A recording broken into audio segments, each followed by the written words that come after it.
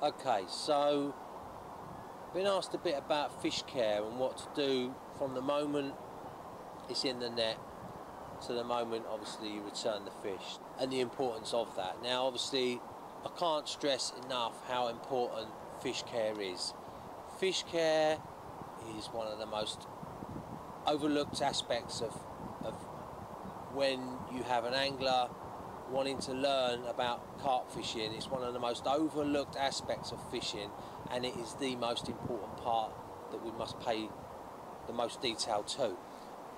It's pretty straightforward, and at the end of the day the only thing that I would say is you've got to keep calm.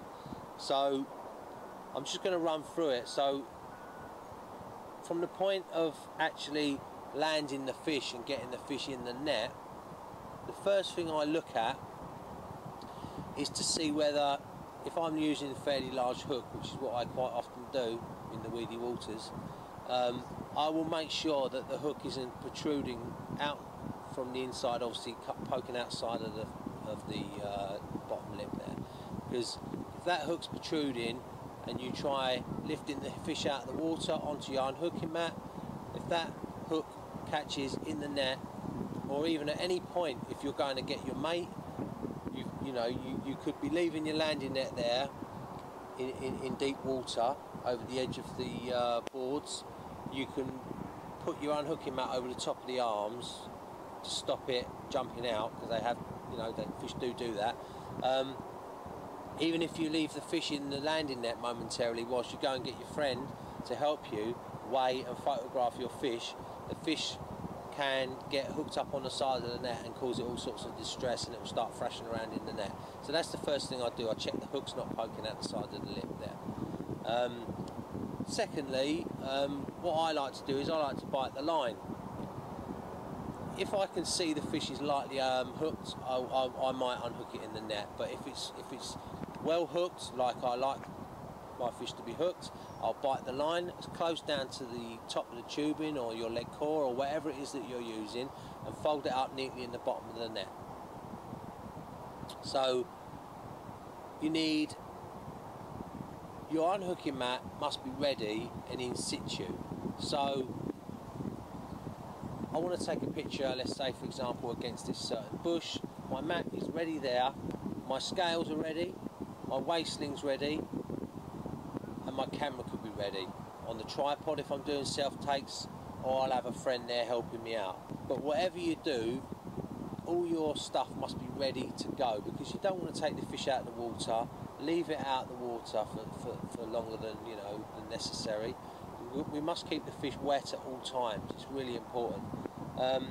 Now, when I lift the fish out of the water, what I do is I take the arms out of the spreader block, and in doing so, that helps you manoeuvre the fish a lot easier, rather than trying to lift it up really cumbersomely, or even trying to grab the net and lifting the net out of the water with the fish in. You've got a landing net handle wavering around behind you. You're in all sorts of bother there.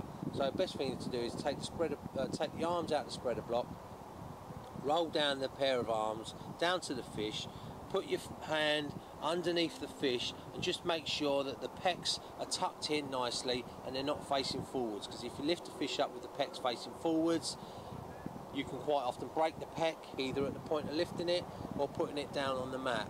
So you must make sure, just by running your hand underneath, that the pecs are tucked in and flush with the body there. So rolling the net up, I would then take the fish safely onto the mat and gently put the fish down on its side. I don't like to see people put fish on their stomachs. If you've got a large fish, that fish is designed to be holding its weight in water, and the gravity obviously is a lot less there. If you've got a 30-pound fish, 20-pound, 30-pound, 40-pound fish, and you sit it on its stomach, it's not designed to do that. I do not like to see that. It's something I certainly don't do. So the fish is on its side, you can unravel the net, you can safely unhook the fish. There's no line around it because you've already bitten off the line nice and short.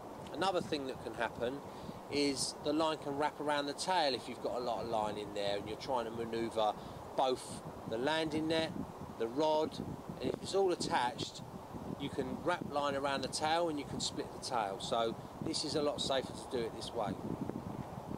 I've already got my weigh sling underneath the landing net as I place the fish down. It's already on the mat. It's zeroed in already. So I've unhooked the fish. All you need to do is lift the fish up. Your mate can take away the landing net and you put the fish back down simply into the weigh sling. I know it's all self-explanatory, but keeping calm and having everything prepared is the most safest way and the simplest way to do this without stressing the fish.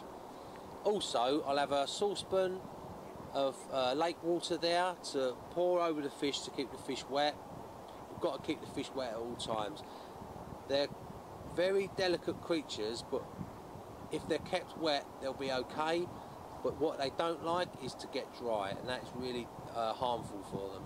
Now, once the fish is in the weigh sling, I'll hook up onto the scales, onto the handles of the weigh sling, and I also have a storm pole by the unhooking mat, which I will place through the top ring of my scales, and I will put one end of the pole on my shoulder, and the other end of the pole can go on my friend's shoulder, and this way the needle of the scales isn't weighing. It's nice and accurate, nice and calm, nice and still, no problem. You're not going to drop the fish there. And then gently lower the fish down. On photographing the fish, what I would obviously do is I would get underneath the fish, and my fingers are around the pectoral fin and the anal fin towards the rear of the fish. If the fish is wobbling around a bit, this helps you keep hold of the fish a little bit more stable, and it makes you feel more secure in your ability to be able to lift up the fish when the fish is ready.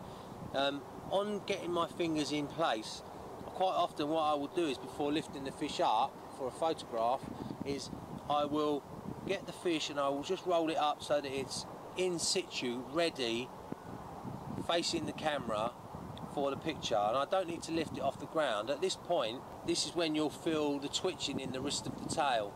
And obviously, if it's twitching around the wrist of the tail, it's certainly not ready to be lifted up, because you could be in a bit of problem there. So the fish is now calm. I'm lifting the fish up nice and gently. You don't need to hold it out in front of you too far. Just like this, against your body, is a good sort of place to hold it. And obviously, the worst thing that you can try and do, and you still see this a lot, if the fish does wriggle, is to hold it towards your body. That's the last thing I will ever do, because you do that, you haven't got a hold of it, and what will happen is it will wriggle out just like a bar of soap, and it's going to land on the floor.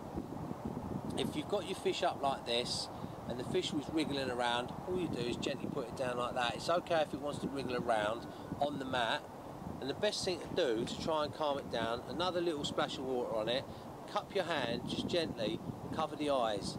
If you cover the eyes, the fish will really calm down. They don't like the bright sun, and calming the fish down by putting your hand over the eyes will certainly help you be able to lift it up again, ready for taking a photograph. Now, obviously, there are various mats on the market, and Wychwood do a good one at the minute anyway, that's got a flap over the top of it, so once your fish is now safely photographed, to get it back to the water, I like to take it back on the mat. Now, the Wychwood one, I'm sitting on one here, you've got a flap that I can velcro over the top of the fish. With the aid of my friend on one end and me on the other, we can safely carry the fish to the water's edge. You don't need to lift it up high. You can walk it slowly down low, just in case there's any problems. You can put the mat down, but take it to the water's edge. You can take off the flap of the mat, and then gently, as you return it, I'd make sure the fish is upright, make sure it's wanting to go. I wouldn't just slip it back on its side and push it out the water into the water like that, because I've known fish to sometimes not be ready to be released. I had it once myself, and I had to look after a fish for 3 hours before it was ready to go back.